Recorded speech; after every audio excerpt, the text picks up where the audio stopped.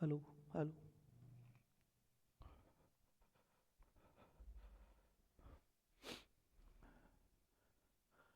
Hello student, मेरा नाम है मंजीत सिंह और प्राज्ञ ग्रुप ऑफ इंस्टीट्यूशन के इस वीडियो में आज हम बात करेंगे केमिकल काइनेटिक्स की। बच्चों, ये जो चैप्टर है जेई मेन, नीट और बोर्ड तीनों के लिए इम्पॉर्टेंट है और ये वीडियो वन शॉट वीडियो होने वाला है जिसमें हम पूरा चैप्टर कवर करेंगे, ओनली थ्योरी पार्ट। सबसे पहले हम लोग बात करते हैं यहाँ पर इस चैप्टर का सिलेबस क्या है। तो बच्चों, जेई, नीट और बोर्ड पर्पज से सबसे पहले हम पढ़ेंगे केमिकल काइनेटिक्स में रेट ऑफ केमिकल रिएक्शन।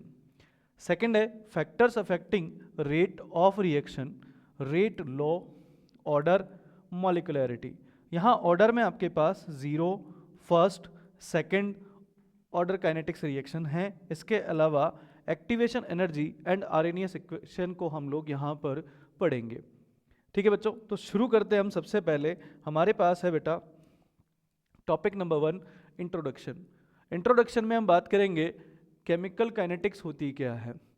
तो जब हम इसकी डेफिनेशन की बात करते हैं तो chemical kinetics branch of chemistry है जो डील करती है स्टडी ऑफ रिएक्शन रेट। बच्चों यहाँ ध्यान रखना, रेट का मतलब यहाँ पर स्पीड से है। देखो एक चीज समझा देता हूं, जब भी हम रिएक्शन की बात करते हैं तो यहाँ कोई डिस्टेंस ट्रेवल नहीं की जा रही है। इस वजह से हम लोग स्पीड वर्ड यूज़ नहीं करते हैं, उसकी जगह हम वर्ड यूज़ करते हैं रेट। रेट का मतलब यहाँ स्पीड से ही है क्योंकि यहाँ कंसंट्रेशन का चेंज हो रहा है विद टाइम, इस वजह से। अब सबसे बड़ी बात करते हैं हम लोग कि थर्मोडाइनेमिक्स और काइनेटिक्स, इन दोनों में डिफरेंस क्या है।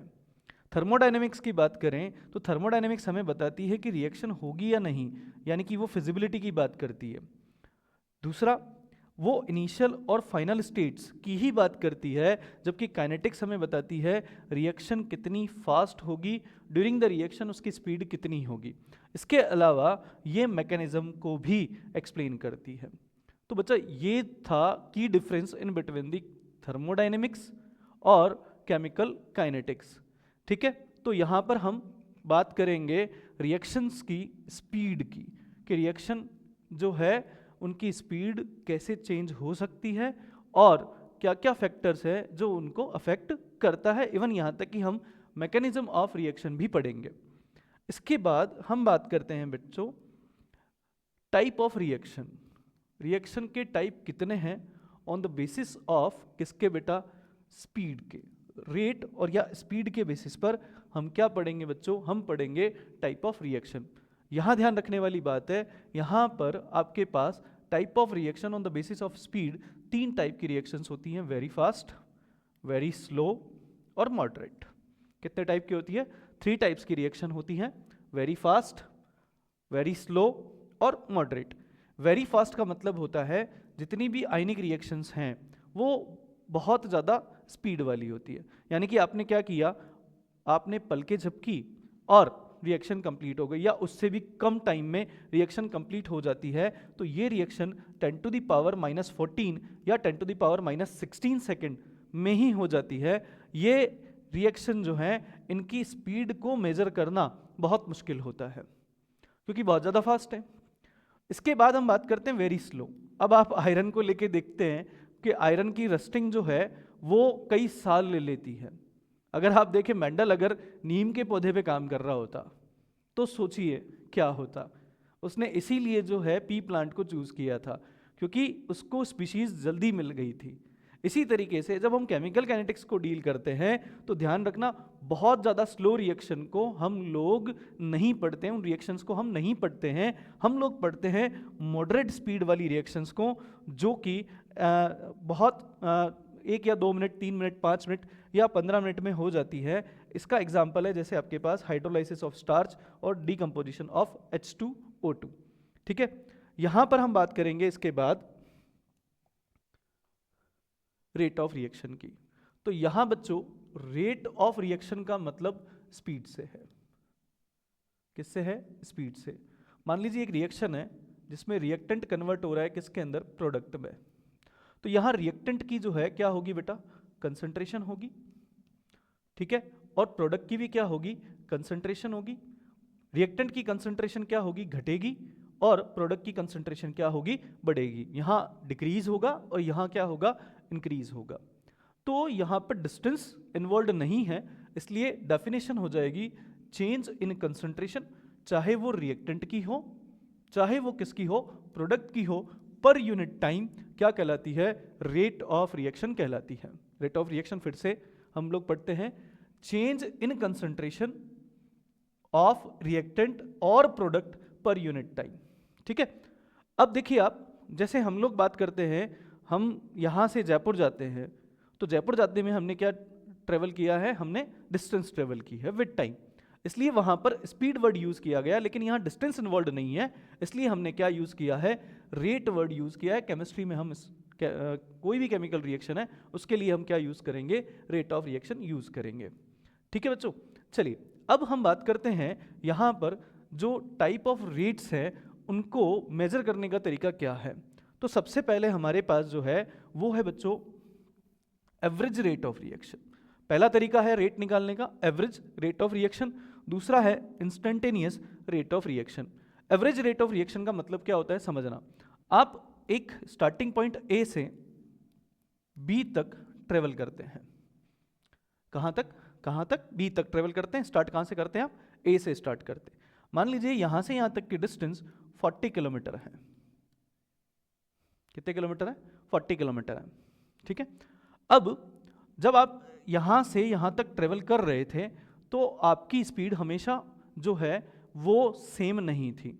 मान लीजिए ये आपने जो है 1 घंटे में 1 आवर में इसको क्या कर लिया, ट्रेवल कर लिया, कंप्लीट कर लिया, तो पूरे टाइम आपकी स्पीड जो है बाइक की वो सेम नहीं रहेगी या कार की सेम नहीं रहेगी। कहीं ब्रेकर आएगा तो आप उसे कम भी करेंगे, कहीं उसको क्या करेंगे आप, अगर रोड बिल्कुल खाली है तो आप स्पीड को क्या करेंगे, बढ़ा भी देंगे। तब इस केस में क्या होगा, जो एवरेज आपकी स्पीड होगी वो निकाली जाएगी कैसे, 40 किलोमीटर डिवाइड बाय 1 आवर।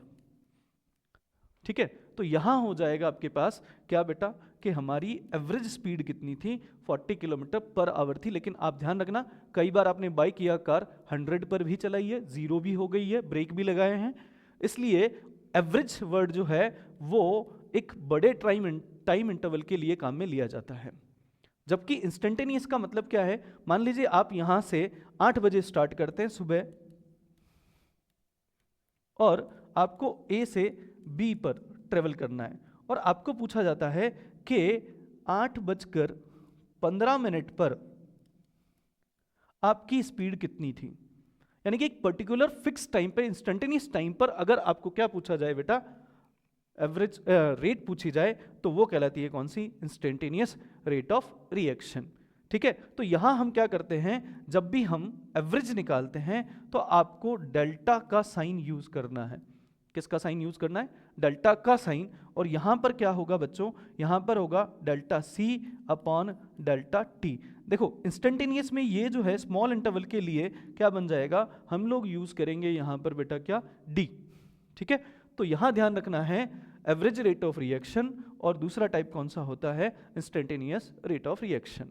ठीक है, अब चलिए, जैसे हमारे पास एक इक्वेशन है, एक केमिकल रिएक्शन है, N2 अमोनिया का बनना, N2 + 3H2 = 2NH3।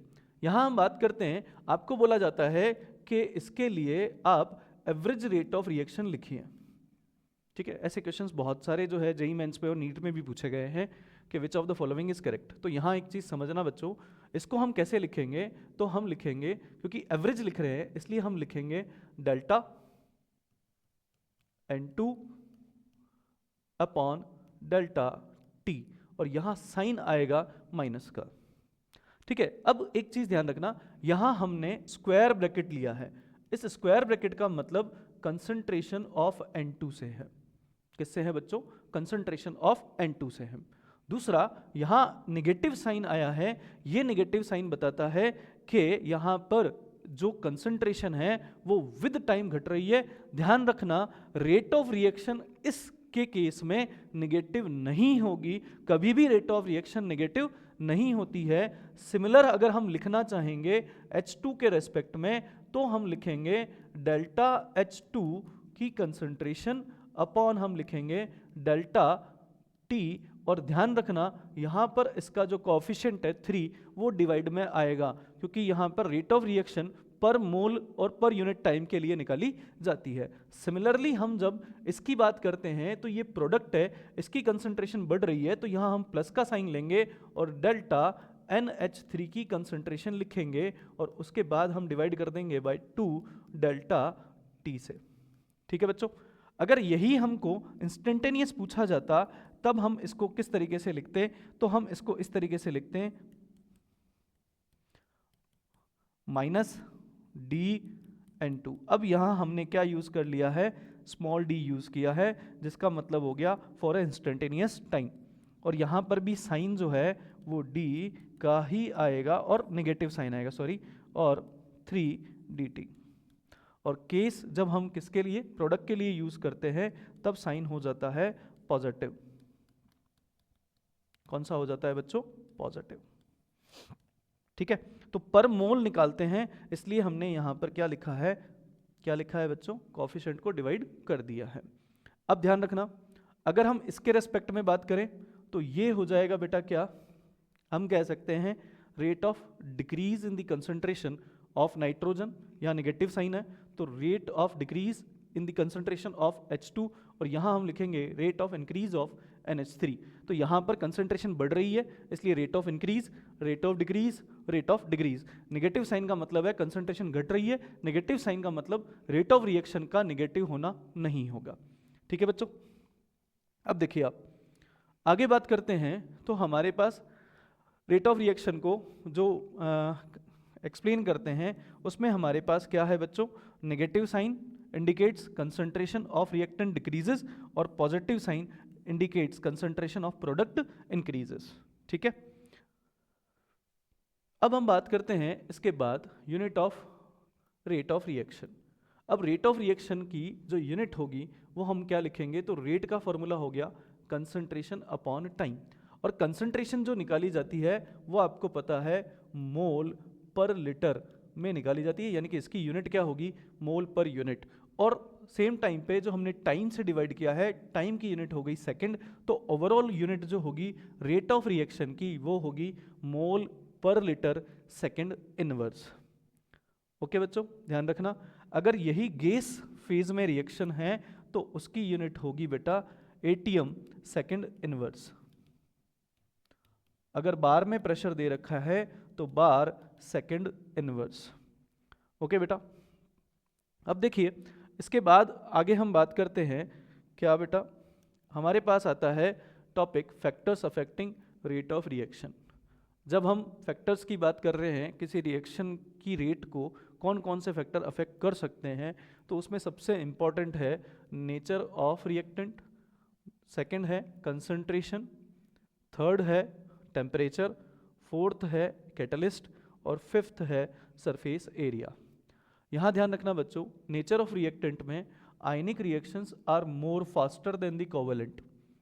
ठीक है, कौन सी रिएक्शन, आयनिक रिएक्शन जो है वो क्या होती है, ज़्यादा फास्टर होती है, किससे, कोवेलेंट, जो जहाँ पर कोवेलेंट बॉन्ड इन्वॉल्व होते हैं, क्योंकि बॉन्ड ब्रेकिंग जो है वो क्या होगा, टेक्स एनर्जी। बॉन्ड का टूटना जो है एनर्जी लेगा, जितनी ज़्यादा एनर्जी रिक्वायर्ड होगी उतनी ही स्पीड क्या हो जाएगी, कम हो जाएगी। दूसरा है ली चार्टिलियस प्रिंसिपल के अकॉर्डिंग हम बात करते हैं, जैसे अगर आपके पास क्या हो गया बच्चा, रिएक्टेंट कन्वर्ट हो रहा है किसमें, प्रोडक्ट में, तो अगर हम रिएक्टेंट की कंसंट्रेशन को बढ़ाते हैं तो प्रोडक्ट की कंसंट्रेशन भी क्या हो जाती है, बढ़ जाती है। इसलिए जितनी ज़्यादा कंसंट्रेशन होगी उतना ही ज़्यादा रिएक्टेंट के बीच में कॉलिजन होगा और उतनी ही रेट क्या हो जाएगी, फास्ट हो जाएगी। इसके बाद है टेम्परेचर। टेम्परेचर जो है वो क्या होता है, इंक्रीज करता है रेट ऑफ रिएक्शन को। इसको आगे हम डिस्कस करेंगे कि टेम्परेचर बढ़ाने से किस तरीके से रेट ऑफ रिएक्शन बढ़ती है और कितनी बढ़ती है। ओके, उसके बाद है हमारे पास कैटलिस्ट। कैटलिस्ट जो है रिएक्शन के पाथ को क्या कर देता है, अल्टर करता है और एक्टिवेशन एनर्जी को क्या करता है, कम कर देता है और रेट ऑफ रिएक्शन को क्या कर देगा, चेंज कर देगा। उसके बाद आता है सरफेस एरिया। देखिए ये एक सबसे इंपॉर्टेंट पार्ट है, सरफेस एरिया, यानी कि अगर रिएक्टेंट का सरफेस एरिया ज़्यादा है तो नंबर ऑफ कॉलिजन्स भी ज़्यादा होंगे, यानी कि उनका कॉन्टैक्ट एरिया भी क्या होगा, ज़्यादा होगा।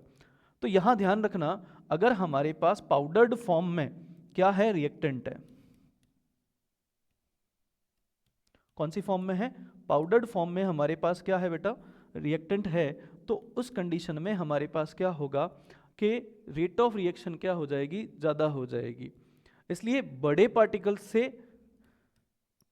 अगर हम बात करें, छोटे पार्टिकल की जो रिएक्शन होगी, दो बड़े पार्टिकल्स होंगे या दो रिएक्टेंट जिनकी साइज बहुत बड़ी है और रिएक्टेंट जिनकी साइज क्या है, छोटी है, तो फास्टर रिएक्शन जो है वो स्मॉल पार्टिकल के केस में ज़्यादा होगी। ठीक है, नेक्स्ट आते हैं हम, इसके बाद वो है कंसंट्रेशन का इफेक्ट। अब कंसंट्रेशन में हम लोग ने पढ़ लिया था कि जितनी ज़्यादा कंसंट्रेशन होगी उतना ही ज़्यादा क्या होगा, आपके पास कॉलिजन होगा। यहाँ कंसंट्रेशन कम है तो इनके बीच में कॉलिजन क्या होगा, कम होगा। इसलिए लो कंसंट्रेशन के केस में और हाई कंसंट्रेशन के केस में अटैक या कॉलिजन क्या हो जाएंगे, ज़्यादा हो जाएंगे। तो नंबर ऑफ जो कॉलिजन बढ़ने की वजह से रेट ऑफ रिएक्शन क्या होगी, बढ़ेगी। ये हम आगे डिस्कस करेंगे इन कॉलिजन थ्योरी में। ठीक है बच्चों, नेक्स्ट इसके बाद बात करते हैं, तो हमारे पास है रेट लो। ये एक सबसे इंपॉर्टेंट टॉपिक है बच्चों, ध्यान रखना है यहाँ पर। रेट लो क्या होता है, मैथमेटिकल एक्सप्रेशन होता है relating rate to concentration of reactant. अब क्योंकि हमारे पास जो है इरिवर्सिबल रिएक्शन है, मान लीजिए एक रिएक्टेंट है और वो कन्वर्ट हो रहा है किसके अंदर, प्रोडक्ट में, तो यहाँ सीधा सीधा हम लिखेंगे कि rate of reaction directly proportional होगी किसके, रिएक्टेंट की कंसंट्रेशन के। किसके डायरेक्टली प्रोपोर्शनल होगी, रिएक्टेंट की कंसंट्रेशन के। तो इसी रिएक्शन की रेट को किसकी, कंसंट्रेशन, रिएक्टेंट की कंसंट्रेशन के फॉर्म में मैथमेटिकल एक्सप्रेस करना क्या कहलाएगा, रेट लो कहलाएगा। और जैसे ही हम इस साइन को हटाते हैं हमारे पास एक कांस्टेंट आ जाता है के, जिसे हम कहते हैं रेट कांस्टेंट। क्या कहते हैं, रेट कांस्टेंट, या जिसका दूसरा नाम है स्पेसिफिक रिएक्शन रेट।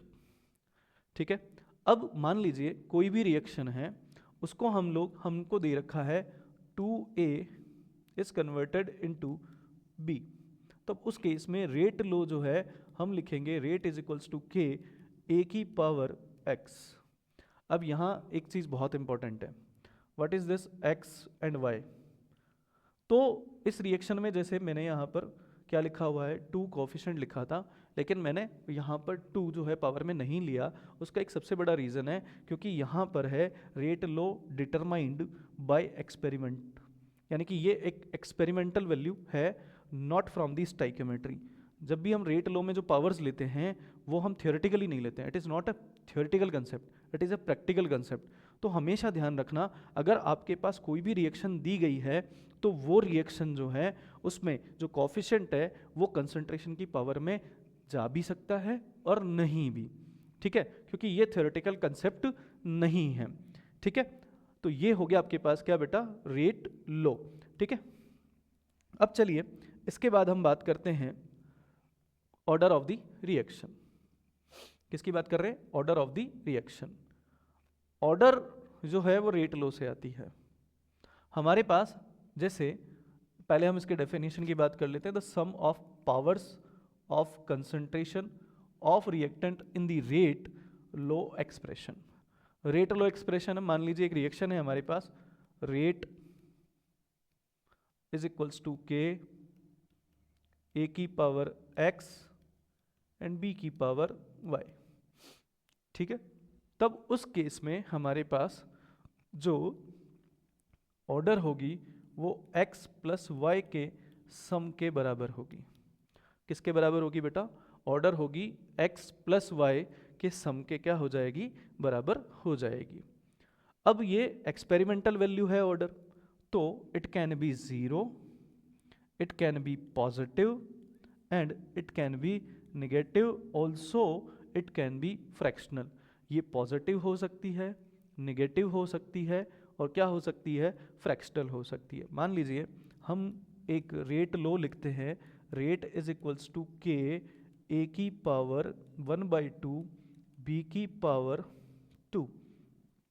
ठीक है, तो यहाँ जो हमारे पास ऑर्डर होगी वो होगी बच्चों क्या, 2 प्लस हाफ, यानी कि ये हमारे पास हो जाएगी 2.5, 2.5। तो कहने का मतलब क्या है कि यहाँ पर क्या होता है कि रेट लो जो है वो एक्सपेरिमेंटल वैल्यू है, यानी कि रेट लो जो है वो एक्सपेरिमेंटली डिसाइड किया जाता है, इसलिए पावर जो है वो डिपेंड करेगी एक्सपेरिमेंट पर या एक्सपेरिमेंट की कंडीशंस पर। कभी भी हम लोग रिएक्शन को देखकर उसका रेट लो नहीं लिख सकते हैं, ठीक है। ये एक्सपेरिमेंटल वैल्यू है, इसलिए आपको ध्यान रखना है कि ऑर्डर जो है वो निगेटिव हो सकती है, पॉजिटिव हो सकती है, ज़ीरो हो सकती है, और क्या हो सकती है, फ्रैक्शनल, यानी 1/2, 3/2, 5/2 कुछ भी हो सकती है, ठीक है। अब यहाँ पर ये ध्यान रखना है, ऑर्डर जो है वो एलिमेंट्री प्लस कॉम्प्लेक्स रिएक्शन दोनों के लिए एप्लीकेबल होती है। तो कभी भी रिएक्शन को डायरेक्ट देख के आप लोग क्या नहीं लिखेंगे, ऑर्डर नहीं लिखेंगे। ये एक सबसे इंपॉर्टेंट कंसेप्ट है और इसके क्वेश्चंस बहुत ज़्यादा आते हैं, ठीक है। अब देखिए यहाँ हम बात करते हैं तो हमारे पास जो है बच्चों क्या है, हमने एक रिएक्शन लिखी A is converted in B, यहाँ लिख दिया हमने 2। तो अगर मैं इसका रेट लो लिखता हूँ तो रेट इज इक्वल्स टू के, थियोरेटिकल देख के मैं लिख देता हूँ A की पावर कितनी है, 2 है। तो इसका मतलब क्या होगा, इसका मतलब होगा कि जब मैं A की कंसंट्रेशन को डबल करता हूँ, किसको बच्चों, A की कंसंट्रेशन को क्या करता हूँ मैं, 2 टाइम्स इंक्रीज कर देता हूँ, तो स्पीड जो है वो आपके पास, यानी रेट जो है वो कितनी हो जाएगी, तो रेट आपके पास जो है वो कितनी हो जाएगी बेटा, 4 टाइम्स हो जाएगी। कितनी हो जाएगी, 4 टाइम्स हो जाएगी। अगर सिमिलरली मैं यहाँ पर अगर इसकी पावर क्या लिख दूँ, 0 लिख दूँ, rate law is equals to मैं लिख देता हूँ कि A की पावर 0, तो आप एक चीज़ ध्यान रखना, यहाँ पर रेट जो है वो क्या हो जाएगी, A की पावर 0 की वजह से क्या आएगी, 1 आएगी, यानी कि रेट जो है पहले जितनी ही रहेगी, ठीक है बच्चों।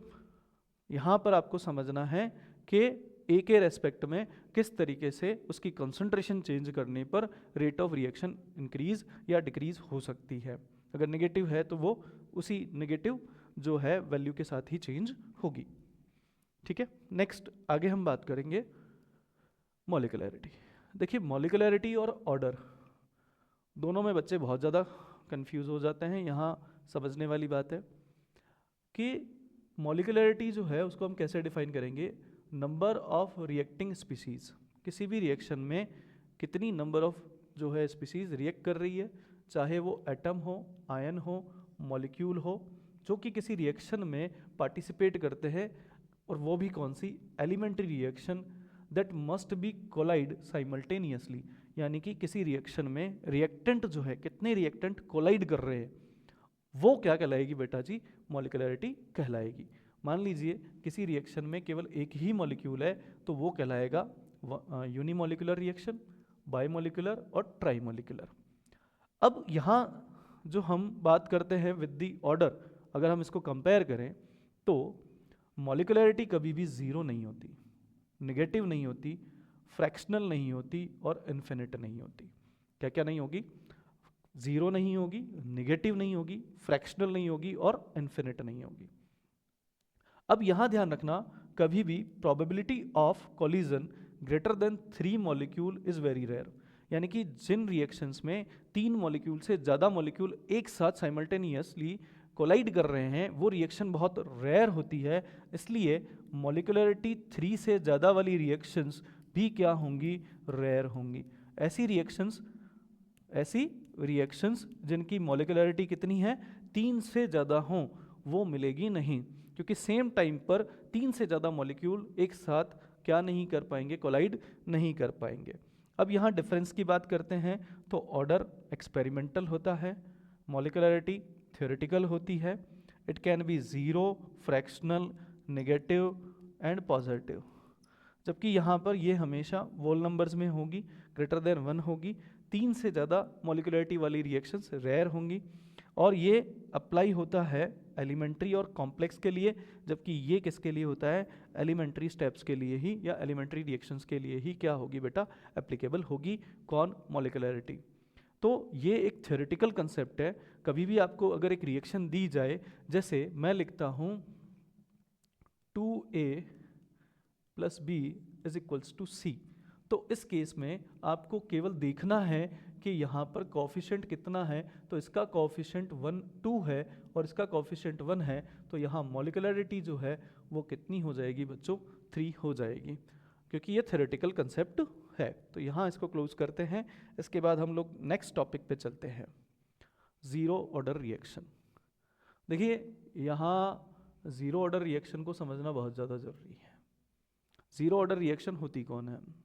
सबसे पहले देखिए आप, एक रिएक्शन है जिसको मैं लिख रहा हूँ rate, reactant is converted into the product. अब यहाँ समझना, अगर मैं इसकी रेट को लिखना चाहूँ तो मैं रेट लो कैसे लिखूंगा? Rate is equals to K, A की पावर कौन हो जाएगा? 0। ठीक है, यानी कि ये रिएक्शन जो है वो क्या होती, इनकी स्पीड जो है वो इंडिपेंडेंट होती है ए की कंसंट्रेशन या रिएक्टेंट की कंसंट्रेशन के। क्या होती है? इंडिपेंडेंट होती है। क्यों होती है समझना आप। मान लीजिए हमने एक एग्जांपल लिया AgBr का, और हमने जो है इधर देखा Ag प्लस Br2 बनना चाहिए अगर हम इस रिएक्शन को देखते हैं तो, ठीक है। लेकिन मैं इसको लेके बैठा हूँ, मैंने एक वेसल लिया, उसमें AgBr का डिकम्पोजिशन देखना चाह रहा हूँ, और मुझे यहाँ पर कंसंट्रेशन बढ़ती हुई दिखाई नहीं दे रही है। मुझे 1, 2 घंटे, 3 घंटे, 4 घंटे हो गए, लेकिन speed of reaction very slow है, बढ़ ही नहीं रही है। मैं क्या करता हूँ, अगली बार यहाँ पर 2 AgBr की जगह मैं 4 AgBr कर देता हूँ, और इस केस के बाद भी क्या होता है, रिएक्शन की स्पीड नहीं बढ़ती है। तो थोड़ी देर बाद मैं इसको 8 AgBr कर देता हूँ, फिर भी रिएक्शन की स्पीड नहीं बढ़ती है। लेकिन जैसे ही मैं यहाँ पर लाइट इंट्रोड्यूस करता हूँ, लाइट की प्रेजेंस में रिएक्शन जो है उसकी स्पीड क्या हो जाती है? बढ़ जाती है। तो मैं यहाँ कह सकता हूँ कि इस रिएक्शन की स्पीड जो है वो किस पे डिपेंड नहीं करती है, वो रिएक्टेंट के कंसंट्रेशन यानी AgBr की कंसंट्रेशन पे डिपेंड नहीं करती है। किस पे डिपेंड नहीं करेगी? AgBr की कंसंट्रेशन पे डिपेंड नहीं करेगी। इसलिए इसका जो रेट लो लिखा जाता है वो रेट लो क्या होगा बच्चों? तो रेट इज इक्वल्स टू क्या हो जाएगा आपके पास? ए की पावर कौन हो जाएगा? 0, जो कि ये 0 बता रहा है कि इस रिएक्शन की ऑर्डर कितनी है? 0 है। तो rate is independent of concentration. ठीक है, यहां पर थोड़ा ध्यान रखना है। तो यहां रेट इज इक्वल्स टू किसके बराबर हो जाएगा? रेट कांस्टेंट के बराबर हो जाएगा। और इसकी इंटीग्रेटेड रेट इक्वेशन की अगर हम बात करें तो यहाँ इंटीग्रेटेड रेट इक्वेशन जो आती है वो आती है बच्चों क्या? वो आती है आपके पास A upon A0 is equals to minus KT। ठीक है, यहाँ ध्यान रखना, या A is equals to A0 minus KT हो जाएगा।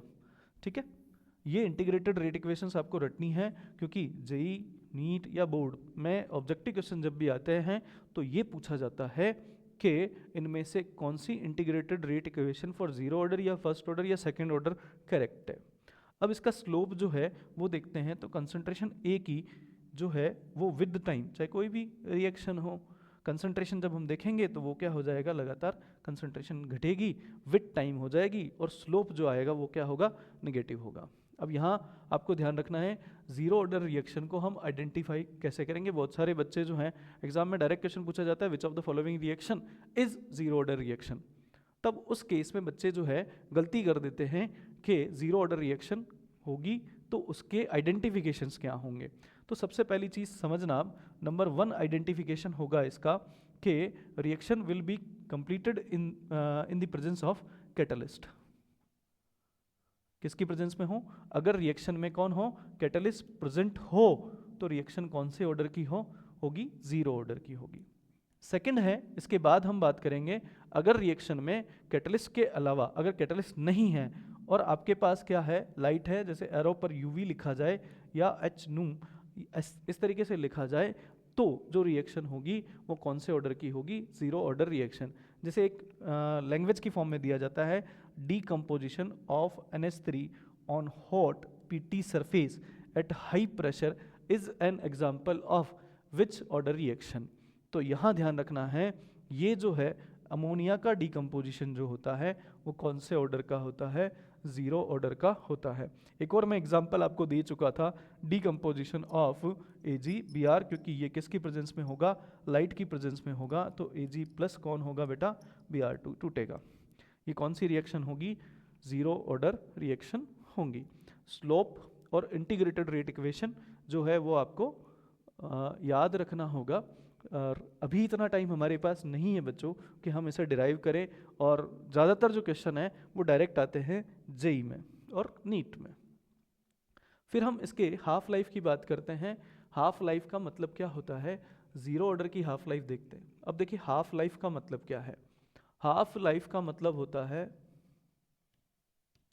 कि एक रिएक्शन स्टार्ट की हमने R और ये प्रोडक्ट में कन्वर्ट हुई, ठीक है। तो इसकी कंसंट्रेशन जब हमने शुरुआत की तो कितनी थी, 1 थी, और थोड़ी देर बाद इसकी कंसंट्रेशन किसी पर्टिकुलर टाइम पर आधी रह गई, 0.5 रह गई, तो ये कहलाएगा इसका क्या, वो टाइम जिसमें कोई भी रिएक्शन की इनिशियल कंसंट्रेशन यानी रिएक्टेंट के क्या हो गया, इनिशियल कंसंट्रेशन का आधा रह जाए, तो वो टाइम कहलाता है half life. So time required for reaction to complete 50%, किसी भी रिएक्शन के 50% कंप्लीट होने या रिएक्टेंट की इनिशियल कंसंट्रेशन का आधा हो जाए, तो उसमें जो टाइम लगेगा वो टाइम कहलाएगा टी हाफ, और टी हाफ जो है वो उसको हम टी 50% भी लिख सकते हैं, ठीक है। और यहाँ पर एक चीज़ ध्यान रखनी है कि टी हाफ जो होता है वो डायरेक्टली प्रोपोर्शनल होता है इनिशियल कंसंट्रेशन के। यहाँ पर इनिशियल कंसंट्रेशन को हमने A0 से क्या कर रखा है, डिनोट कर रखा है, ठीक है बच्चों। तो फॉर्मूला है यहाँ पर A0 डिवाइड बाई 2K। तो इसलिए ध्यान रखना कि अगर हमारे पास, अगर हमने A0 की कंसंट्रेशन को क्या कर दिया, डबल कर दिया, तो टी हाफ भी क्या हो जाएगा, डबल हो जाएगा। और एक सबसे इंपॉर्टेंट फैक्ट है जो जेई या नीट में स्टेटमेंट की फॉर्म में पूछा जाता है, वो है T half of zero order reaction जो है वो क्या होता है, तो वो किसके डायरेक्टली प्रोपोर्शनल होता है या इनवर्सली प्रोपोर्शनल होता है, तो इनिशियल कंसंट्रेशन के क्या होता है, डायरेक्टली प्रोपोर्शनल होता है, ठीक है बच्चों। यहाँ थोड़ा सा आपको ध्यान रखना है। और अगर हम टी हाफ और A0 को लें तो जैसे जैसे A0 बढ़ेगा क्या हो जाएगी, कंसंट्रेशन लगातार क्या हो जाएगी, बढ़ जाएगी। टी हाफ क्या होगा, बढ़ेगा, जैसे जैसे कंसंट्रेशन बढ़ेगी टी हाफ भी क्या होगा, बढ़ेगा। तो ये आपको जो है क्या है, एक ग्राफ दे रखा है, इसका थोड़ा आप ध्यान रखना। फिर आते हैं हम फर्स्ट ऑर्डर रिएक्शन में। देखिए फर्स्ट ऑर्डर रिएक्शन क्या होगी, रिएक्टेंट है, कन्वर्ट हो गया प्रोडक्ट में, तो हम इसके लिए रेट लो लिखेंगे, rate is equals to K A की पावर 1, ठीक है बच्चों। यहाँ ध्यान रखना, rate is equals to K A की पावर 1। तो यहाँ ये जो 1 है ये डिनोट कर रहा है किसको बेटा, ऑर्डर को, इसलिए ये रिएक्शन कौन सी ऑर्डर की हो गई, फर्स्ट ऑर्डर की रिएक्शन हो गई। तो यहाँ हम इसकी डेफिनेशन देखेंगे, rate is proportional to the first power of concentration, यानी कंसंट्रेशन की पावर कितनी होगी, 1 होगी, तो रिएक्शन कौन सी होगी, फर्स्ट ऑर्डर की होगी। अब एक चीज़ और ध्यान रखना, जैसे मैंने rate is converted into product, और rate is converted into product, और इसका रेट लो मैंने इस तरीके से लिख दिया, rate is equals to K A की पावर 0, तो मैं लिख सकता हूँ। आप ये नहीं कह सकते हैं कि ये भी, इसके लिए भी आपने सर ऐसा लिखा है, इसके लिए भी आपने ऐसा लिखा है, तो it depends on the experimental values, है ना। तो इसी रिएक्शन के लिए मैं इस तरीके से भी लिख सकता हूँ, और इसी रिएक्शन के लिए मैं इस तरीके से भी लिख सकता हूँ। तो रेट लो डिसाइड करेगा कि ऑर्डर कितनी होगी। अगर मैंने रेट लो ऐसे लिखा है तो ऑर्डर 0 होगी, अगर मैंने रेट लो ऐसे लिखा है तो ऑर्डर क्या होगी बेटा, 1 होगी। ये एक बहुत बड़ा कन्फ्यूजन होता है बच्चों में, वो रेट लो जो है डिसाइड करने में हमेशा गलती कर देते हैं। चलिए नेक्स्ट हम बात करते हैं, यहाँ पर इसकी इंटीग्रेटेड इक्वेशन क्या होगी, तो वो होगी बेटा t इज इक्वल्स टू 2.303 के log a upon a minus x, ठीक है। इसको फाइनली मैं इस तरीके से लिख सकता हूँ इस इक्वेशन को, ठीक है। यहाँ इसकी फॉर्म लिखा है, ये लिखा है A0 अपॉन a की फॉर्म में, थोड़ा ध्यान रखना बच्चों, है ना। अब समझना यहाँ पर जो मैंने लिखा है उसको आप समझिए किस तरीके से हम लोग इसको एक्सप्लेन करते हैं, ठीक है। तो K is equals to 2.303 upon T log A0 upon A, ठीक है। यहाँ A0 का मतलब है इनिशियल कंसंट्रेशन से है, और A का मतलब जो है कि रिएक्शन कितनी कंप्लीट हो चुकी है, रिमेनिंग कितना बचा है, उसकी बात हो रही है, ठीक है। इसलिए मैं हमेशा A0 अपॉन A की जगह A upon A minus x लिखता हूं इसकी प्लेस पे। क्यों? क्योंकि यहां समझना, मान लीजिए एक रिएक्शन है जिसमें बोला गया रिएक्शन इज कंप्लीटेड 40%, रिएक्शन कितनी कंप्लीट हो गई, 40% कंप्लीट हो गई। तो यहाँ पर A जो है वो हमारा 100 होगा इनिशियल कंसंट्रेशन, और जो हमारा A है फिर से वो भी 100 होगा, और X जो है वो कितना हो जाएगा 40। तो यहाँ ध्यान रखना, हमको क्या करना है, A माइनस एक्स करना है, यानी कितने परसेंट कंप्लीट हुआ है वो लिखना है। तो 100 अपॉन कौन आ जाएगा बच्चों, यहाँ पर 60 आ जाएगा, ठीक है। क्या आएगा, 100 अपॉन 60। तो in place of A0 upon A की जगह आप A upon A minus x लिखें, जिससे यहाँ पर रिमेनिंग कंसंट्रेशन आसानी से आ जाए। कई केस में वो बोलता है 50% इज कंप्लीटेड, 60% इज कंप्लीटेड, और कई केस में वो बोल देता है 60% of initial amount is remaining.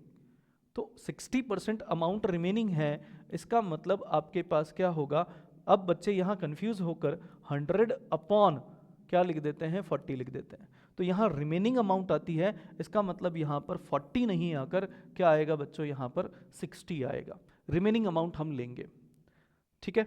अब यहाँ ध्यान रखना है, N2O5 का डीकम्पोजिशन जो है वो कौन से ऑर्डर का होता है, फर्स्ट ऑर्डर का होता है। और most important one, all natural radio active decay, artificial नहीं लेंगे, all natural radio active decay वो कौन से ऑर्डर की होती है, तो वो फर्स्ट ऑर्डर की रिएक्शंस होती हैं, all natural radio active decay. कई बार जो है जैसे आपको यहाँ पर रेडियम दे दिया और आगे जो है इसको डिकम्पोज किया है, तो बच्चे जो है लैंग्वेज की फॉर्म में नहीं देके क्वेश्चन को जो है टीचर ने क्या किया, किसी इक्वेशन की फॉर्म में दे दिया। तो आपको ध्यान रखना है रेडियो एक्टिव एलिमेंट कौन कौन से हैं, उनका डिकम्पोजिशन अगर दिया जा रहा है तो वो कौन से ऑर्डर का होगा, फर्स्ट ऑर्डर का होगा, ठीक है बच्चों। इसके बाद हम आते हैं नेक्स्ट, ग्राफिकल रिप्रेजेंटेशन है। यहाँ पर हम बात करते हैं, अगर हमारे पास जो है ग्राफ है ln A यानी concentration of A with time, तो यहाँ पर ग्राफ क्या होगा, इस तरीके से आएगा, जिसका स्लोप क्या होगा, नेगेटिव होगा। अगर हमारे पास कंसंट्रेशन की फॉर्म में आए विद टाइम, तो आपको पता है रिएक्टेंट की कंसंट्रेशन लगातार घटती है, तो ये किस तरीके से जाएगा, इस तरीके से ये जो है ग्राफ नीचे की तरफ जाएगा और कंसंट्रेशन लगातार क्या होगी, कम होगी।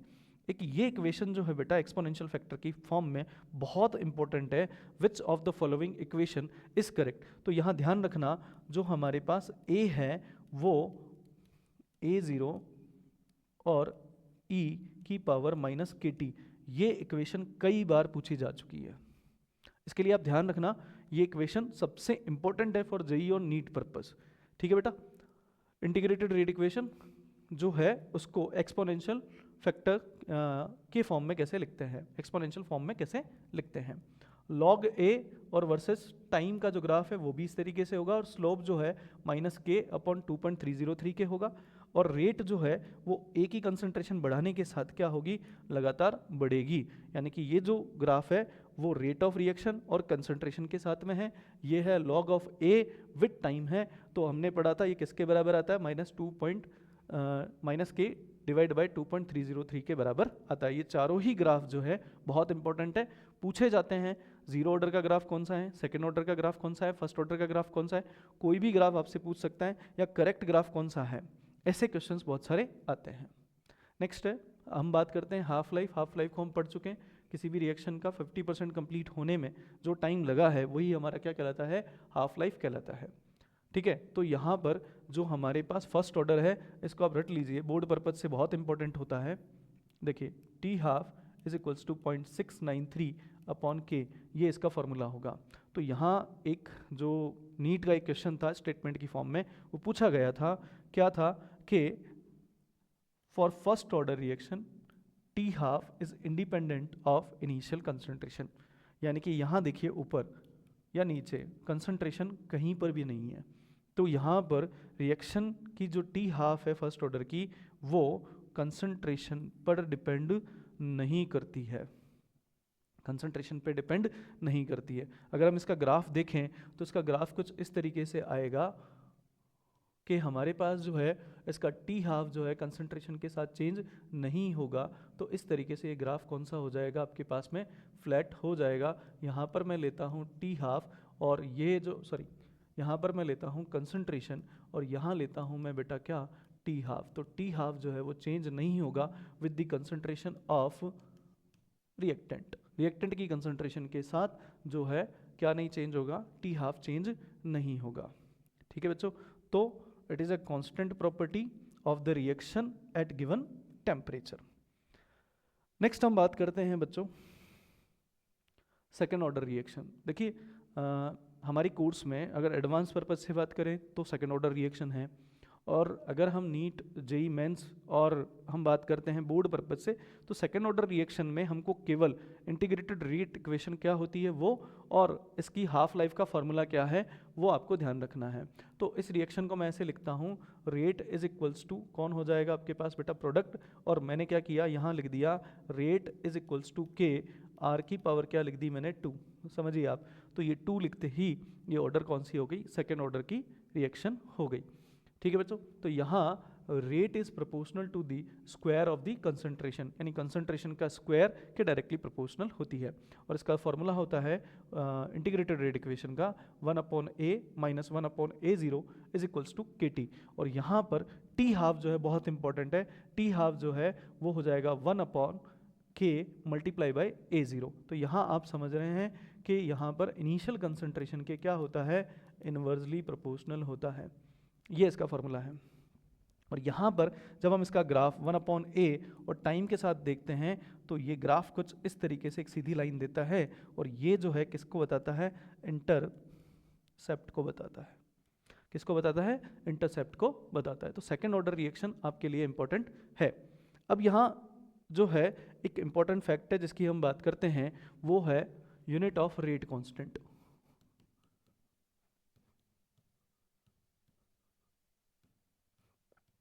क्या है, unit of rate constant. Rate constant की यूनिट्स क्या होती हैं, तो यहां आप समझना, जैसे हमने लिखा रेट इज इक्वल्स टू के, और ए की पावर मान लीजिए मैं लिख देता हूं x। ठीक है बच्चों, तो यहां जो रेट जो है वो, और ए जो है वो कंसंट्रेशन है, तो मुझे निकालना है के की यूनिट, तो मैंने लिखा K is equals to rate upon A की पावर क्या लिख दिया मैंने, x लिख दिया।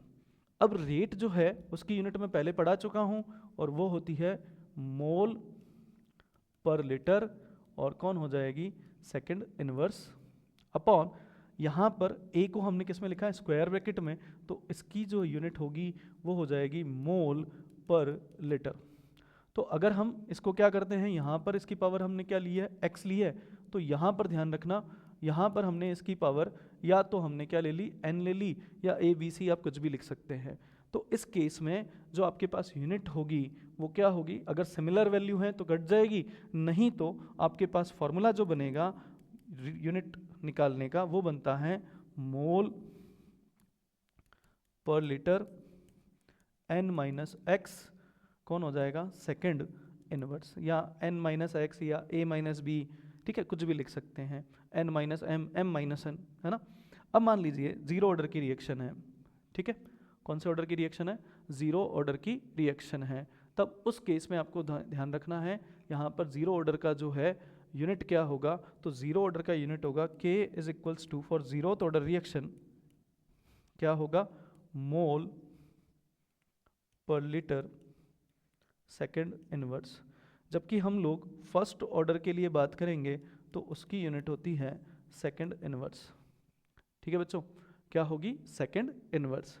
तो इस फॉर्मूले के थ्रू आप ये यूनिट निकाल सकते हैं, और ये जो है मोस्ट इम्पॉर्टेंट टॉपिक है। कई बार क्वेश्चन डायरेक्ट पूछा जाता है कि फर्स्ट ऑर्डर रिएक्शन की यूनिट क्या होगी, रेट कांस्टेंट की यूनिट क्या होगी, और जीरोथ ऑर्डर के लिए क्या यूनिट होगी, और इसी फॉर्मूले से हम लोग किसका निकाल सकते हैं, सेकेंड ऑर्डर रिएक्शन की भी क्या निकाल सकते हैं, रेट कांस्टेंट की यूनिट निकाल सकते हैं। ठीक है, अब यहाँ हम बात करते हैं, इसके बाद एक इंपॉर्टेंट टॉपिक है pseudo first order reaction. Pseudo मतलब मुखौटा है सामने इसके, स्यूडो का मतलब यानी कि जो जैसा होना चाहिए वैसा नहीं है। ओके बच्चों, तो वो reaction that appears second order. अब रिएक्शन कौन सी है, सेकेंड ऑर्डर की दिख रही है, but follows first order kinetics, ठीक है, लेकिन होती फर्स्ट ऑर्डर की है। यानी कि यूं भी कह सकता हूं कि इसमें मॉलिक्यूलरिटी जो है रिएक्शन की वो 2 है, 2 है, और ऑर्डर जो है वो कौन सा है, फर्स्ट है। तब रिएक्शन कौन सी कहलाएगी, स्यूडो फर्स्ट ऑर्डर रिएक्शन कहलाएगी। तो यहां ध्यान रखना है कि रिएक्शन दिख हमको कौन सी रही है, सेकेंड ऑर्डर की रही है कौन से ऑर्डर की, फर्स्ट ऑर्डर की। अब आइडेंटिफाई कैसे करेंगे कि इसमें एक रिएक्टेंट लार्ज अमाउंट में प्रेजेंट है, यानी कि वो एक्सेस में है। अब ये जो एक एग्जांपल है उसकी हम बात करते हैं acidic hydrolysis of ethyl acetate. अब बच्चों यहाँ ध्यान रखना, जितने भी हाइड्रोलाइसिस है उसमें वाटर की अमाउंट बहुत ज़्यादा ली जाती है। तो वाटर जो है वो एक्सेस में होने की वजह, चाहे एसिड का हाइड्रोलाइसिस हो, चाहे एस्टर का हाइड्रोलाइसिस हो, बेस का हाइड्रोलाइसिस हो, किसी का भी हाइड्रोलाइसिस हो, वो रिएक्शन हमेशा कौन सी ऑर्डर की होगी, फर्स्ट ऑर्डर की होगी, स्यूडो फर्स्ट ऑर्डर। यानी H2O की कंसंट्रेशन पे कोई फर्क नहीं पड़ेगा विद द टाइम, इसलिए रिएक्शन कौन सी ऑर्डर की हो जाएगी, फर्स्ट ऑर्डर की हो जाएगी। तो इस रिएक्शन के रेट को इस तरीके से लिखेंगे, रेट इज इक्वल्स टू के, और कौन हो जाएगा, एस्टर की पावर कितनी होगी आपके पास में, 1 होगी। इसीलिए रिएक्शन का नाम क्या है, pseudo first order reaction. Board purpose से ये रिएक्शन बहुत इंपॉर्टेंट है। यहाँ H2O की कंसंट्रेशन पे कोई फर्क नहीं पड़ेगा। कई बार रिएक्शन जो है A+B की फॉर्म में दी जाए और यहाँ लिख दिया जाए कि ये एक्सेस में है, तो ये केस भी किसका होगा बच्चों, यहाँ कोई प्रोडक्ट बन रहा होगा तो ये केस भी जो है किसका होगा, स्यूडो फर्स्ट ऑर्डर रिएक्शन, यानी कि ये फर्स्ट ऑर्डर की होगी। यहाँ पर आपको अगर देखें तो 1 और ये 2 मॉलिक्यूल जो है वो पार्टिसिपेट कर रहे हैं, तो मॉलिक्यूलरिटी तो 2 होगी पर ऑर्डर क्या होगा, 1। और रिएक्शन को देखने पर थ्योरेटिकली हमको दिख रही है कि ये कौन से ऑर्डर की है, सेकंड ऑर्डर की रिएक्शन है। लेकिन ये और कौन से ऑर्डर की होती है, फर्स्ट ऑर्डर की। तो इसको याद करने का तरीका है या आइडेंटिफाई करने का तरीका है कि हमेशा एक रिएक्टेंट किस में होगा, एक्सेस में होगा। नेक्स्ट हम आते हैं बच्चों कॉलिजन थ्योरी। देखिए कॉलिजन थ्योरी क्या कहती है, कॉलिजन थ्योरी कहती है कि आपके पास जैसे रिएक्टेंट हैं A+B, तो वो किसी वेसल में जब इनके बीच में रिएक्शन हो रही है तो इनमें क्या होगा, कॉलिजन होगा। ये एक दूसरे से क्या करेंगे, टकराएंगे, और जितने ज़्यादा कॉलिजन्स होंगे, जितने ज़्यादा क्या होंगे, कॉलिजन्स होंगे, उतना ही ज़्यादा क्या होगा, प्रोडक्ट बनेगा। ये सबसे शुरुआती दौर में बोला गया था कॉलिजन थ्योरी के लिए कि नंबर ऑफ कॉलिजन डिसाइड करते हैं प्रोडक्ट की अमाउंट को, ठीक है। तो कॉलिजन जितने ज़्यादा होंगे उतना ही ज़्यादा क्या होगा, प्रोडक्ट बनेगा। पर लेटर ऑन इसको जो है क्या किया गया, चेंज किया गया, ठीक है। अब समझिए आप, सारे कॉलिजन्स जो हैं वो क्या नहीं होते हैं बच्चों, इफेक्टिव नहीं होते। मान लीजिए जब शुरुआती दौर था तो किसी रिएक्शन A और A का जब B में कन्वर्जन हो रहा था तो A और A के मॉलिक्यूल के बीच में मान लीजिए 60 कॉलिजन्स हो रहे थे, लेकिन प्रोडक्ट जो बन रहा था वो 40 कॉलिजन्स के अकॉर्डिंग बन रहा था। यानी कि रिमेनिंग जो 20 कॉलिजन्स थे, है ना, वो कॉलिजन्स क्या नहीं थे, वो इफेक्टिव नहीं थे। तो शुरुआती दौर में जो रिएक्शन की रेट दी गई थी, वो रेट दी गई थी, rate is equals to Z E to the power EA upon RT, ये दी गई थी। लेकिन फिर बाद में पता चला यहाँ पर Z जो है वो कॉलिजन फ्रिक्वेंसी था, लेकिन फिर बाद में जब पता चला कि 20 कॉलिजन्स हैं वो इफेक्टिव नहीं है प्रोडक्ट बनाने में, तो इसको लेटर ऑन चेंज किया गया किसमें बेटा, ZAB में। यानी A और B, मान लीजिए आपके पास 2 कंपोनेंट हैं A+B इंटू C, तो इस केस में आपके पास जो है बच्चों क्या होगा, तब ये जो कॉलिजन्स होंगी A और B के बीच में वो इफेक्टिव कॉलिजन को एक्सप्लेन करेगा। तो पहले तो यहाँ 60 लिख दिया गया 60, पर अब इसको कितना कर दिया गया 40, यानी इफेक्टिव कॉलिजन्स के बेसिस पे दिया गया। अब यहाँ ध्यान रखना बच्चों कि वेसल के अंदर मान लीजिए जो कॉलिजन्स हो रहे हैं A और B के बीच में, ठीक है, तो वहाँ हमारे पास जो है 2 बैरियर है, पहला है एनर्जी बैरियर, दूसरा है ओरिएंटेशन बैरियर। यानी कि अगर हमारे पास इन दोनों को क्या करना है, कोलाइड करना है, और या यहाँ पर बहुत सारे जो है मॉलिक्यूल्स होंगे तो इनके बीच में जो कोलिजन है तो उसके लिए एक परफेक्ट एनर्जी की रिक्वायरमेंट होगी। जिन मॉलिक्यूल्स के पास वो एनर्जी नहीं है उनकी कोलिजन जो है वो इफेक्टिव नहीं होगी, इस वजह से वो प्रोडक्ट नहीं बनाएंगे।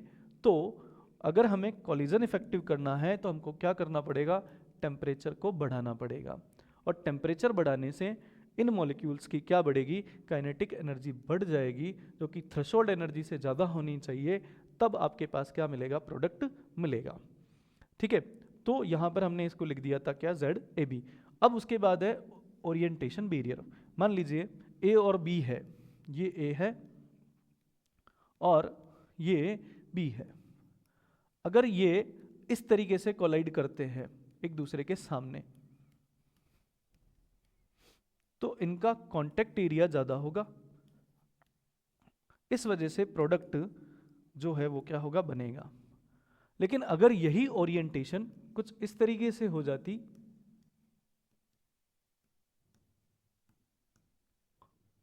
ठीक है, तो यहां पर प्रोडक्ट नहीं बनेगा। तो आपने SN1 और SN2 रिएक्शन में फ्रंट अटैक और रियर अटैक देखा होगा। ठीक है, SN2 रिएक्शन में पीछे से अटैक करता है और जबकि SN1 रिएक्शन में जो है वो फ्रंट अटैक कर देगा, है ना, रियर अटैक होगा SN2 में और SN1 में कौन सा होगा, फ्रंट अटैक होगा। तो वो ओरिएंटेशन को एक्सप्लेन कर रहा है, जितना ज़्यादा प्रॉपर अलाइनमेंट होगा उतनी ही जो है रेट ऑफ रिएक्शन ज़्यादा होगी, अमाउंट ऑफ प्रोडक्ट क्या होगा, ज़्यादा बनेगा। तो इसको हमने लेटर ऑन चेंज किया और यहाँ पर हमने डाल दिया क्या, P, और ये P किसको एक्सप्लेन करता है, स्टेरिक फैक्टर को। एक एग्जाम था हुआ था उसमें जो है P और ZAB के बारे में पूछा गया था कि ये किसको रिप्रेजेंट करते हैं। तो नीचे स्टेरिक P के लिए दिया गया था कि P यहाँ जो है वो कौन है, स्टेरिक फैक्टर है। कौन है बच्चों, स्टेरिक फैक्टर है। ठीक है, नेक्स्ट आगे हम बात करें इसके बाद तो हमारे पास टॉपिक आता है एक्टिवेशन एनर्जी। देखिए यहाँ हम बात करते हैं एक्टिवेशन एनर्जी क्या होता है, तो इसको हम रिप्रेजेंट करते हैं EA से, और minimum extra energy required by the reactant, यानी कि रिएक्टेंट के पास ये एनर्जी को बता रहा है। ठीक है, तो यहाँ पर इतनी एनर्जी पहले से है। ठीक है, तो ये जो है यहाँ पर जो ये पीक ऑफ द ग्राफ है इसकी बात कर रहे हैं, यहाँ से यहाँ तक की जो एनर्जी है ये क्या कहलाती है, एक्टिवेशन एनर्जी कहलाती है। तो यहाँ ध्यान रखना है जो minimum extra amount of energy required है, क्या है, एक्स्ट्रा अमाउंट, यानी रिएक्टेंट के पास पहले ही कोई एनर्जी है, तो उस केस में हम क्या कहेंगे, मॉलिक्यूल अंडरगो केमिकल रिएक्शन, और इस एक्स्ट्रा एनर्जी की वजह से रिएक्शन होती है, तब जो एनर्जी है वो क्या कहलाएगी, एक्टिवेशन एनर्जी कहलाती है। हर एक पर्टिकुलर रिएक्शन की क्या होती है, एक फिक्स्ड एक्टिवेशन एनर्जी होती है। हर रिएक्शन के लिए एक्टिवेशन एनर्जी की वैल्यू क्या होती है, अलग अलग होती है। अब यहाँ देखिए रिएक्टेंट की एनर्जी क्या है, ज़्यादा है, प्रोडक्ट की एनर्जी क्या है, कम है, तो रिएक्शन कौन सी होगी, एक्सोथर्मिक होगी। अगर सिमिलरली मुझे एंडोथर्मिक के लिए जाना है तो मैं ग्राफ कुछ इस तरीके से बनाता हूँ, जहाँ पर क्या होगा बच्चों, यहाँ पर क्या होगा कि रिएक्टेंट यहाँ है, प्रोडक्ट यहाँ है, यहाँ मैं बता सकता हूँ कि इस जगह पर प्रोडक्ट की एनर्जी रिएक्टेंट की एनर्जी से क्या है, ज़्यादा है, और एक्टिवेशन एनर्जी की वैल्यू जो है रिएक्टेंट के लिए इतनी चाहिए। तो ये ग्राफ जो है वो किसका होगा, एंडोथर्मिक का होगा। किसका होगा, एंडोथर्मिक का ग्राफ जो होगा वो ये होगा। ठीक है बच्चों, तो एक्टिवेशन एनर्जी क्या होती है, minimum extra amount of energy for a reactant required for a reaction. किसके लिए होगा, कोई केमिकल रिएक्शन होने के लिए जो एक्स्ट्रा अमाउंट ऑफ एनर्जी की रिक्वायरमेंट होती है उसे हम कहते हैं एक्टिवेशन एनर्जी। ठीक है, नेक्स्ट आगे हम बात करते हैं। आगे है हमारे पास आरएनएस इक्वेशन, एक मोस्ट इंपॉर्टेंट टॉपिक है बच्चों, जेईई और नीट के पर्पज से सीधा सीधा क्वेश्चन आता है नीट में, तो कि इसको हम किस तरीके से एक्सप्लेन करते हैं। तो देखिए आप यहाँ ध्यान रखना कि इज इक्वल्स टू हमारे पास हो जाएगा कौन बच्चों, ए ई की power minus E A upon कौन हो जाएगा, आर टी। जिसे मैं अगर इसको लिखना चाहूँ लोगरिथम की फॉर्म में तो हमारे पास क्या बनेगा बच्चों, ये बनेगा एल एन के minus E A upon R T. ठीक है, लॉग या सॉरी एल एन और कौन हो जाएगा ए। ये जो है कौन सी इक्वेशन होगी, आरएनएस इक्वेशन। और पूछी जाती है बच्चों कि आरएनएस इक्वेशन जो है वो क्या होगी, तो इसका जो ग्राफ बनता है वो कुछ इस तरीके से बनता है, जिसको आपको ध्यान रखना है कि इसका जो स्लोप होगा वो minus E A upon 2.303 R के बराबर होता है।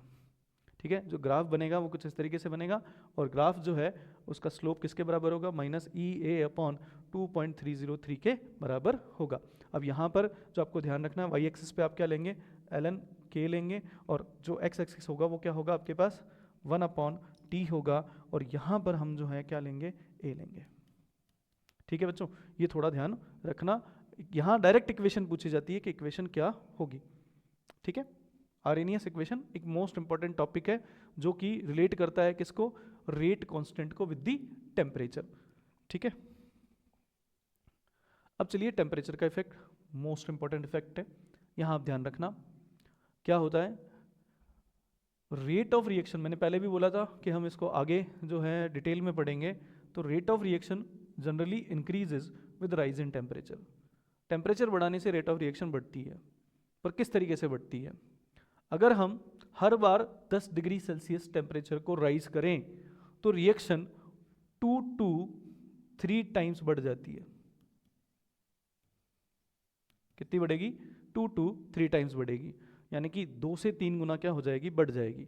अब ध्यान रखना, अगर आपके पास टेम्परेचर कॉफिशिएंट की वैल्यू 2 आ रही है तो 2 टाइम्स बढ़ेगी, और टेम्परेचर कॉफिशिएंट की वैल्यू 3 टाइम्स आ रही है तो 3 टाइम्स बढ़ेगी। जैसे मान लीजिए हमने क्या किया कि पहले जो टेम्परेचर था उस टेम्परेचर को सेट किया था हमने 350 पर।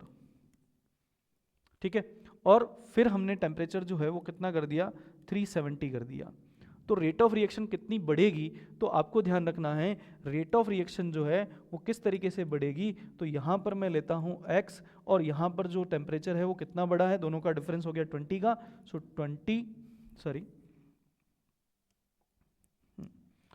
20 अपॉन क्या लिखूंगा मैं, 10, तो ये हो जाएगा आपके पास x की वैल्यू कितनी हो जाएगी, पावर 2, यानी कि रिएक्शन जो है वो कितने टाइम बेटा, जो 2 टाइम्स, इसकी पावर जो है वो कितनी हो जाएगी, 2। अब आपको कहता है कि कॉफिशिएंट जो है हर बार 10 डिग्री सेल्सियस टेम्परेचर बढ़ाने पे 2 गुना या 2 टाइम्स इंक्रीज हो रही है, तो पावर कितनी हो जाएगी, 2, तो ये बढ़ेगा कितना बेटा, 4 टाइम्स। तो रेट जो है वो कितनी हो जाएगी, 4 टाइम्स हो जाएगी। कितनी हो जाएगी, 4 टाइम्स। अगर यही क्वेश्चन आपको दिया जाता कि टेम्परेचर कॉफिशिएंट 3 टाइम्स हैं, तो हम 3 की पावर क्या ले लेते, 2 ले लेते, तो रेट हमारे पास कितनी हो जाती, रेट हमारे पास हो जाती 9 टाइम्स। यानी कि क्वेश्चन में आपको गिवन होगा कि by increasing 10 degree temperature, 10 degree Celsius temperature, rate of reaction increases 2 times. तो आपको 2 की पावर लेनी है, और वो कहता है कि 3 टाइम्स इंक्रीज होता है, तो आपको कितना लेना है बेटा, 3 वैल्यू लेनी है।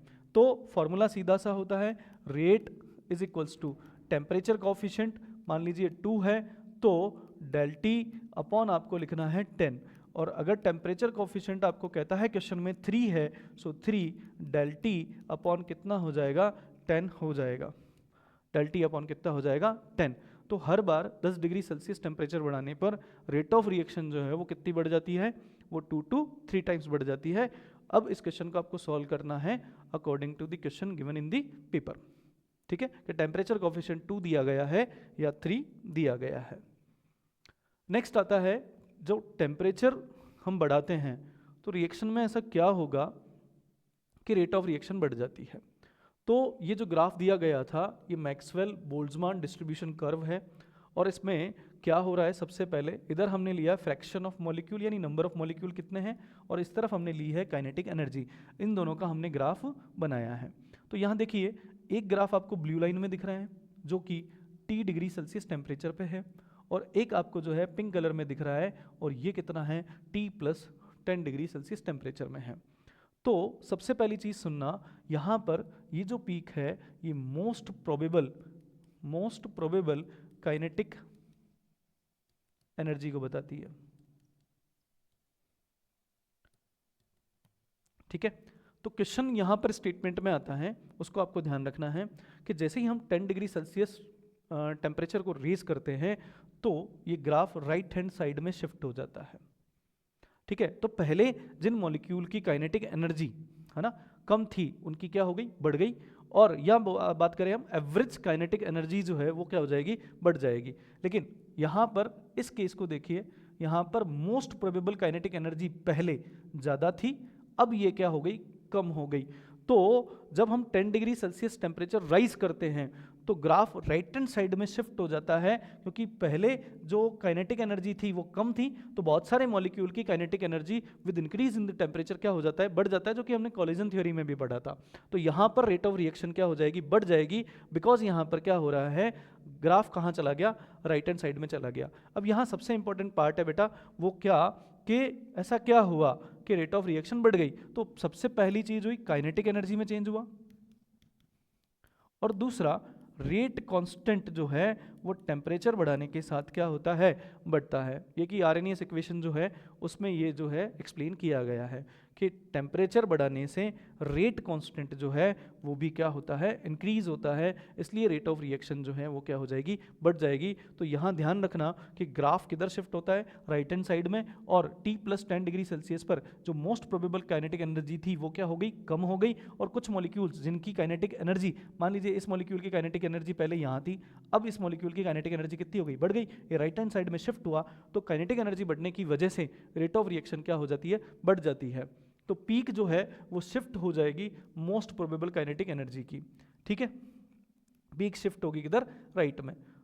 कर्व जो है वो फ्लैटनिंग होगा, और द कर्व ब्रॉडनेस जो होगी वो हाइट उसकी क्या हो जाएगी, डिक्रीज हो जाएगी, और एरिया इज ग्रेटर देन किससे हो जाएगा बेटा, EA से हो जाएगा। नेक्स्ट हम बात करते हैं इसके बाद effect of catalyst. Most important topic है बच्चों कि कैटलिस्ट जो है किसी भी रिएक्शन की स्पीड को कैसे चेंज करता है, तो वो ध्यान रखना है आपको। देखिए ये डैश डैश करके आपको एक ग्राफ दिया गया है, ये ग्राफ है अनकैटलाइज, यानी कि कैटलिस्ट यहाँ पर कौन है, एब्सेंट है, कौन, कैटलिस्ट। तब रिएक्शन कुछ ऐसे हो रही है, और यहाँ से यहाँ तक इसकी क्या है, काइनेटिक एक्टिवेशन एनर्जी ये है। In presence of catalyst reaction जो है वो इस येलो लाइन को फॉलो कर रही है, पाथ इसका चेंज हो गया, और इसकी इसकी एक्टिवेशन एनर्जी क्या हो गई, कम। यहाँ से यहाँ तक की एक्टिवेशन एनर्जी थी पहले, अब यहाँ से यहाँ तक की रह गई। तो कैटलिस्ट का केस क्या है कि इन प्रेजेंस ऑफ कैटलिस्ट क्या करता है, catalyst provide a new path. In presence of catalyst add करने पर catalyst provide a new path which has the lower activation energy. Activation energy क्या होती है, जिसकी कम होती है। तो इस वजह से एक अल्टरनेटिव पाथ लेके आता है, जो पाथ क्या है, छोटा है, ये पाथ क्या है, बड़ा है, इसलिए रेट ऑफ रिएक्शन क्या हो जाती है, बढ़ जाती है। अब यहाँ एक चीज़ ध्यान रखना, catalyst does not change, statement का क्वेश्चन है बच्चों, डेल जी और इक्विलिब्रियम कांस्टेंट। कैटलिस्ट कभी भी इक्विलिब्रियम कांस्टेंट पे, ये इक्विलिब्रियम का क्वेश्चन है, डेल जी गिब्स एनर्जी को और इक्विलिब्रियम कांस्टेंट को कभी भी चेंज नहीं करता है। नेक्स्ट जो हमारा लास्ट कंसेप्ट है वो बच्चों आपको ध्यान रखना है, मैकेनिज्म और समरी के बारे में है। Elementary step in the complex reaction, और रेट डिटरमाइनिंग स्टेप कहलाता है कौन सा, जो स्लो स्टेप होगा वो कौन सा कहलाएगा, रेट डिटरमाइनिंग स्टेप कहलाएगा। यहाँ थोड़ा सा मैं एक्सप्लेन कर दूँ, एक रिएक्शन है A to C जा रही है, और ये जो है दो पाथ फॉलो कर रही है, पहले A to B फिर B to C जा रही है। तब इस केस में आपको ध्यान रखना है बच्चों, पहला जो स्टेप है ना, ये कौन सा है, ये फास्ट है, और जो दूसरा स्टेप है वो कौन सा है, स्लो है। तो इस केस में आपको ध्यान रखना, हमने पहले भी पढ़ा था रिएक्शन जो है वो 3 टाइप की होती है on the basis of speed. पहली हो गई हमारे पास फास्ट, फिर मॉडरेट, फिर हो गई वेरी स्लो। तो हमने पढ़ा था कि हम लोग केमिकल काइनेटिक पर्पज से केवल स्लो रिएक्शन को ही क्या करते हैं, पढ़ते हैं केमिकल काइनेटिक्स में। तो यहाँ पर स्लो जो स्टेप होगा उसी के लिए हमेशा क्या निकाली जाएगी बेटा, ऑर्डर निकाली जाएगी। इसलिए ये जो है स्लो स्टेप किसी भी रिएक्शन का क्या कहलाएगा, रेट डिटरमाइनिंग स्टेप कहलाएगा, RDS जिसे हम बोलते हैं। रेट डिटरमाइनिंग स्टेप से ही हम क्या निकालते हैं, ऑर्डर को निकालते हैं। ठीक है बच्चों, अब ध्यान रखना जेई के लिए कुछ की टिप्स हैं कि always determine order experimentally. Reaction को देखते ही ऑर्डर नहीं लगाना है क्योंकि ये एक्सपेरिमेंटल वैल्यू है। इंटीग्रेटेड रेट लो जो हैं वो 0 ऑर्डर के लिए और फर्स्ट ऑर्डर के लिए आपको पढ़ने हैं। और RNAS जो प्लॉट है इसका स्लोप माइनस EA/R होता है, ये याद रखना है। और ध्यान रखना K हेल्प करेगा आपको ऑर्डर को आइडेंटिफाई करने में। कई बार जो है मैथमेटिकल वैल्यू दी जाती है, जैसे मैं आपको बताता हूँ, for a reaction the rate constant is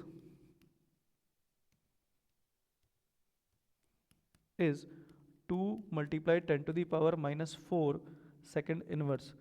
ठीक है, कैलकुलेट ऑर्डर या व्हाट इज दी ऑर्डर। तो इस केस में एक चीज़ ध्यान रखना बच्चों, ज़्यादातर बच्चे जिनको ये क्वेश्चन नहीं पता होता है वो क्या करते हैं, इसको कैलकुलेट करने की कोशिश करते हैं। कई बार क्वेश्चन में कैलकुलेट भी दिया जाता है या आइडेंटिफाई भी दिया जाता है, तो वहाँ ध्यान रखना है यहाँ पर केवल यूनिट से आपको ऑर्डर निकालनी है। और आपको पता है कि फर्स्ट ऑर्डर की यूनिट जो है वो क्या होती है, सेकंड इनवर्स होती है। तो ध्यान रखना के की यूनिट से हम क्या पता लगाएंगे, ऑर्डर का पता लगाएंगे। तो बच्चों आज इस वीडियो में हम यहीं पर कंप्लीट करते हैं केमिकल काइनेटिक्स को। और नेक्स्ट वीडियो में आप ध्यान रखना बच्चों, हम लोग जेई मेंस के PYQs को सॉल्व करेंगे, वो भी मोस्ट इंपॉर्टेंट PYQ जो बार बार रिपीट होते हैं, और वही या वो सेम क्वेश्चन रिपीट नहीं होते हैं तो क्या होते हैं, उनका जो है पैटर्न रिपीट हो जाता है। तो हमको थोड़ा ध्यान रखना है, उन क्वेश्चंस को हमें बार बार रिवाइज करना है। और एक सजेशन है, एग्ज़ाम के दिन बहुत कम बचे हैं, तो आप ज़्यादा से ज़्यादा PYQs करें और कम से कम 2020 तक के PYQs आप एक बार देखकर ज़रूर जाएं, प्रैक्टिस ज़रूर करें, ज़्यादा से ज़्यादा मॉक टेस्ट दें। आज के वीडियो में बस इतना ही, मिलते हैं नेक्स्ट वीडियो में। Thank you.